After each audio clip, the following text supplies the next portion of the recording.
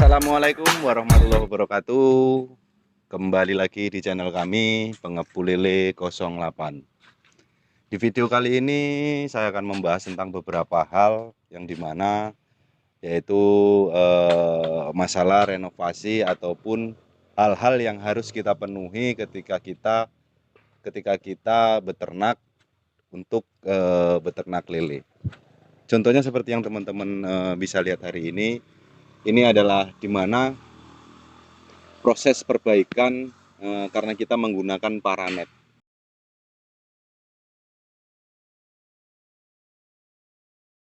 yaitu yang saya gunakan tentang tiang-tiang yang terbuat dari pinang, pohon pinang itu sendiri. Dikarenakan itu memang mereka punya masa ketika kena hujan begitu.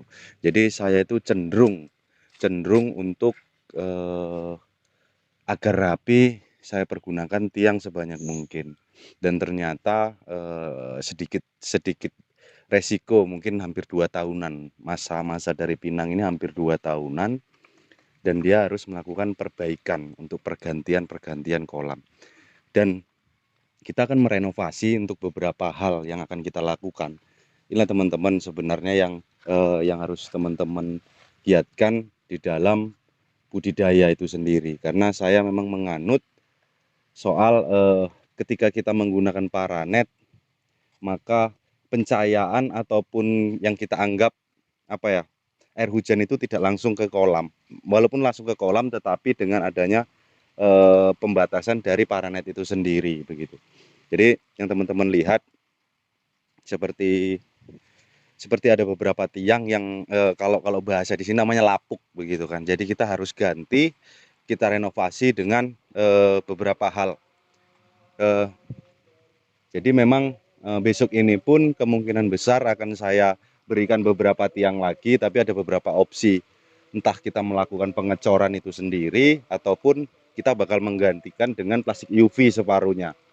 Kita lagi riset di situ, tetapi dikarenakan memang sifat budidaya saya sendiri itu memang selalu mengemukakan bagaimana air hujan itu pun tetap baik untuk air kolam. Maka paranet ini sendiri pun tidak akan pernah saya hilangkan begitu teman-teman. Jadi yang teman-teman jangan pernah takut untuk standar kolam yang intinya kena air hujan itu pun bagus sebenarnya, karena air hujan juga memenuhi beberapa unsur. Yang bisa teman-teman lihat memang beberapa kolam yang saat ini kosong teman-teman semua, karena kita ada sedikit terkendala yang dimana perbaikan seluruh kolam, perbaikan atap dan semuanya itu kita renovasi segala sesuatunya teman-teman semua. Jadi memang sedikit menguras tenaga dan biaya yang pasti. Jadi ini teman-teman bisa teman-teman lihat. Jadi kalau misalkan memang teman-teman ingin berkolam, teman-teman harus mempunyai standar dulu. Teman-teman itu mau mempergunakan apa dan fungsinya untuk apa. Dan kita juga harus tahu bahwasanya yang kita gunakan pasti ada masanya dan sebagaimana begitu, pasti itu. Maka dari itu kita harus melakukan sedikit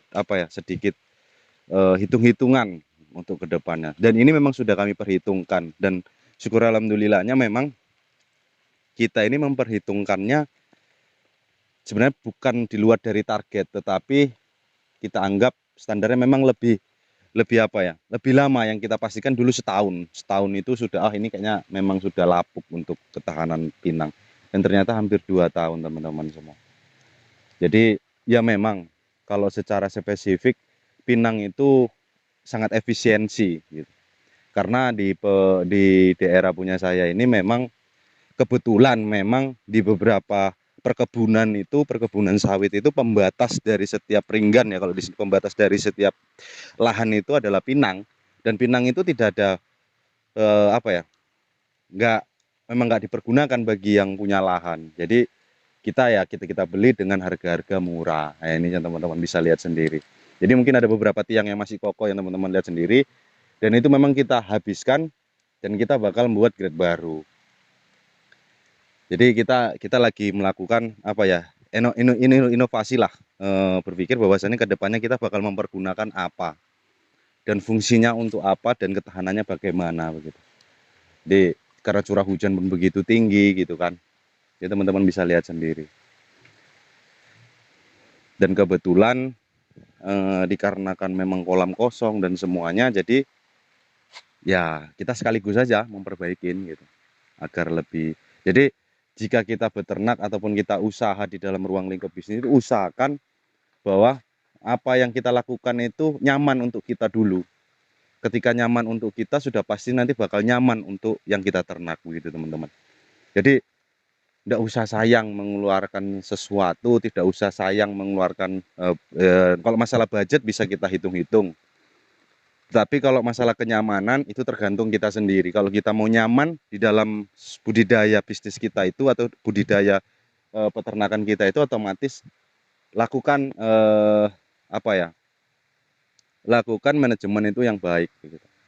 Nah, jadi mungkin itu aja yang bisa saya sampaikan dengan beberapa hal. Kemungkinan besar video-video kita ke depan ini tidak menyangkut soal beberapa ikan nanti karena memang kita melakukan perbaikan ini sedikit panjang begitu. Karena ada beberapa hal yang harus kita lakukan di sini teman-teman semua. Jadi bisa teman-teman lihat bahwasanya kita menggunakan dana yang kecil, biaya yang kecil juga bisa melakukan kolam itu agar bagus, tempat kolam yang bagus, nyaman dan sebagaimana. Mungkin cukup sekian yang bisa saya sampaikan. Bahwasanya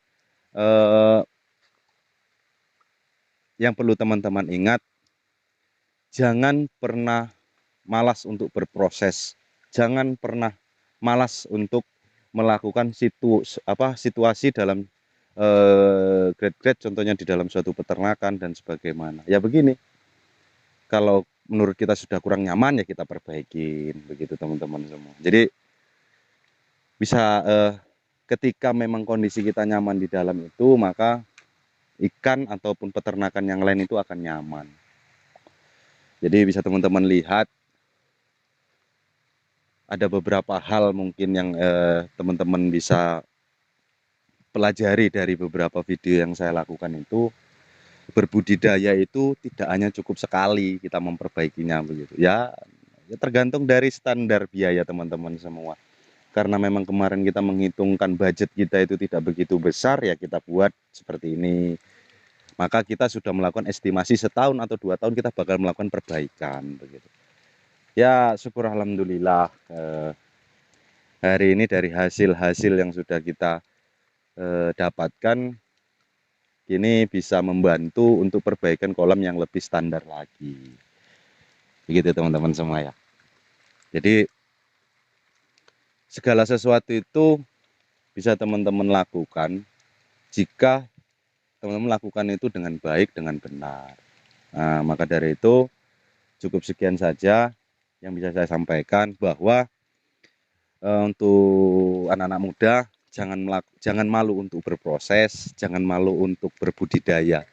Bahwa di era-era gempuran hari ini kita itu dipaksakan untuk berdikari sendiri, berbisnis sendiri. Maka bukalah lapangan pekerjaan sendiri. Maka insya Allah itu bisa menunjang kehidupan teman-teman semua. Mungkin cukup sekian aja yang bisa saya sampaikan. Assalamualaikum warahmatullahi wabarakatuh.